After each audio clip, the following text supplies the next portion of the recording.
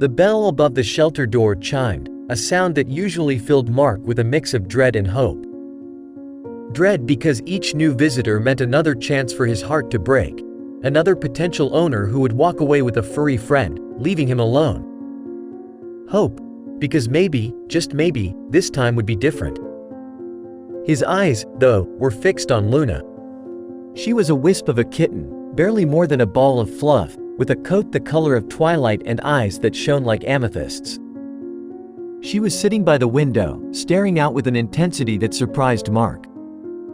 Luna was a stray, a survivor, and yet there was an almost melancholic quality about her. Then the door opened and a young man entered. He was tall and lanky, with a nervous energy that made him bounce slightly on the balls of his feet.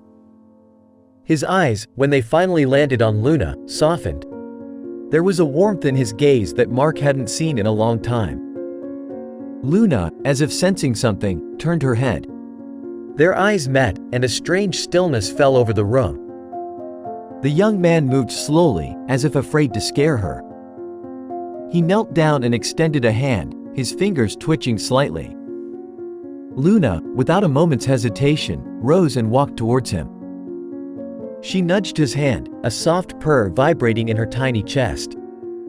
Mark watched, his heart tightening. This was it. This was the moment. This was the moment Luna chose her human.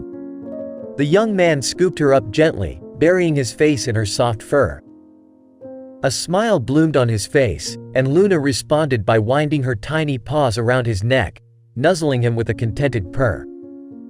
The next few hours were a whirlwind of paperwork and excited chatter.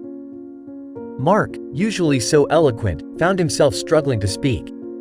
The young man, whose name was David, was kind and gentle, asking questions about Luna's personality and her needs. He seemed to understand her, to see the world through her eyes. "I know she's a little shy," David said, looking at Luna, who was now perched on his shoulder, her eyes wide with curiosity, "but I think she'll be right at home." Later, as David was leaving with Luna nestled in his arms, Mark found himself asking a question he hadn't meant to utter. Why her? David looked at him, his eyes filled with a quiet understanding. "She chose me, Mark. She saw something in me, something that made her feel safe, and I wouldn't trade that for the world." He gave Mark a grateful smile, then turned and walked out, disappearing into the twilight with Luna by his side. Mark stood there, staring at the empty doorway, his heart aching with a strange mix of emotions. He was happy for Luna, for finding her home. Yet, he couldn't shake the feeling that he had just witnessed something extraordinary, something beyond the ordinary exchange of a cat for a loving home. He thought about what David had said. "She saw something in me." It was then that Mark realized it wasn't just Luna who had chosen David. David, in his own way, had chosen Luna too.